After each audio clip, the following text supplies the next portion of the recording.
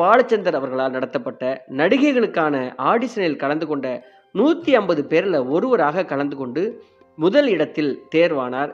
இப்படிப்பட்ட ஒரு வைரம் போன்ற நடிகையை தேர்ந்தெடுப்பதில் ஒரு சிற்பியை போல பாலச்சந்தர் அவர்கள் இவரை கண்டுபிடித்தார். திரை உலகிற்கு வந்தபோது நான் வெறும் களிமண்ணாகத்தான் இருந்தேன், என்னை ஒரு நல்ல நடிகை ஆக்கியவர் இயக்குனர் பாலச்சந்தர் தான் என்றும், என்ன பாலச்சந்தர் சார் எப்பொழுதுமே அறிவு கட்ட முண்டம் அப்படின்னு தான் கூப்பிடுவார் என்றும், இதை வெளியில சொல்வதற்கு எனக்கு கொஞ்சம் கூட தயக்கமோ வெட்கமோ கிடையாது என்றும், இன்னும் கூட உண்மையை சொல்லணும்னா அப்படி அவர் கூப்பிடுவதற்கு நான் ரொம்ப புண்ணியம் செய்திருக்க வேண்டும் அப்படின்னு சொல்லியிருக்கிறார்.